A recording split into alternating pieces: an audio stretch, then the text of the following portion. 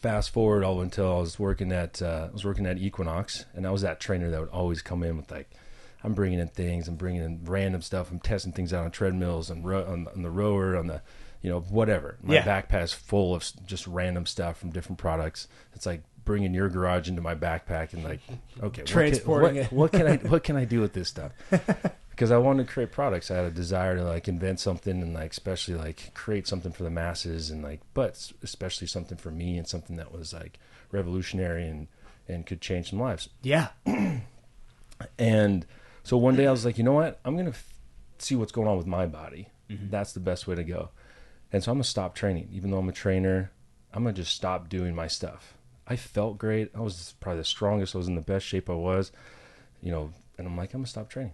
Mm-hmm. And so I did, and my hips just got super bad, just popping crazy. I couldn't sit for more than 5 minutes without having to pop my hips, and the pop was not just a pop. It was like a massive, loud pop. And for people who don't know, when you stop training, what oftentimes happens is your body will reveal lingering injury anytime you have, because our bodies are really good at compensating, especially when you're active. If you're training hard and you're anabolic, and your muscles are working at full capacity, oftentimes you won't see lingering issues until they become extremely bad. True. And so if you take time off, and this is what the off season for professional athletes is typically used for, you'll do a taper, then an off season, then you'll slowly come back and train again. That 2, even 3 week taper is used to figure out, okay, let's diagnose what's going on. Let's find out what's hurt, because those guys are always hurt. Yep. And so for those who don't know, that's a good way of indicating whether or not you have injury, is to stop training for a period of time. Yeah, true. So I did that, and then I was like, okay, well, my hips, I got really bad sciatica, and I was like, all right, I know how to fix all this stuff. I'm going to go back, do my training. But now I haven't been training for at least a couple months, doing heavy lifts, so I come back in the gym, the ego's getting me. I'm like, oh, I could deadlift again. I'm going to go back, and I'm going to lift 400, 500 pounds, just lift it up. Yeah. Boom, back out. Oh, boy. Now I'm on the ground, and I'm laying there. I'm just like in pain. I can't even pick myself up now. Great. I don't pick up any weight. And then, so that's when I went down the rabbit hole, and I just started researching, and I started testing things out. I started kind of playing around with a foam roller and like really asking him why don't I do it this way? What about this way? What's this feeling I'm getting? Mm-hmm. What's this heartbeat that I'm feeling when I press into my midsection? Yeah. And then got some work done from some therapists, and they worked on my psoas, and I was like, oh my gosh, there isn't an effective tool to get into the psoas. Not by yourself. No, and like I'm using the edge of a kettlebell. I'm using a weight. I'm using jimmy rigging. I'm using a ball. I'm using something like. What I used prior to this? This is going to be.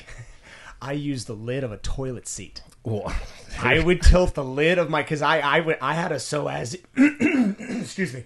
I had psoas problems prior to this coming out. I wrestled when I was younger. I was gymnastics, and I always had for those of you who don't know, when you have a psoas problem, oftentimes your low back is what hurts. You're like, okay, my back hurts. Let me just foam roll and foam roll and foam roll. And if your psoas, because our muscles are all interconnected, if your psoas is tight, it's pulling you anteriorly. Your low back is just strained all the time. There's nothing you can do. You can't foam roll your way out of it. Mm-hmm. And so when it took its toll, and I finally figured out, oh, it's my psoas. Someone told me, like, yeah, your psoas is tight. There wasn't a product like this, so I tilted the toilet seat down, and I would lean it in, because in order to hit it, you almost have to have like a groove, like a thin but really firm groove in order to hit that area above the iliac crest. So yeah, this changes everything. Now you can hit and for people who don't know, let me grab it. And it's way more sanitary. Thanks, bro. Okay, so this is the OG. Is this the first product that you ever made? Yeah, that's the first one. That's the baby. And this is the one for the psoas. And for what we'll do is after this, we'll go in and for our content in the gym, what I want is for you to show maybe a movement or two per piece. For sure. That's the goal. Totally. But for this, for you guys to get kind of a perspective on it, you pick a side. If I take this and I lay it like on my right side, I dig this in to my right side psoas. Then this, I would shift over and I would dig in my left side psoas. So this is self-applied, really deep tissue relief. Yeah, and the controllable part. So that's the thing that's nice about it, is that the product's hard, so then you create the softness or the hardness. Mm-hmm.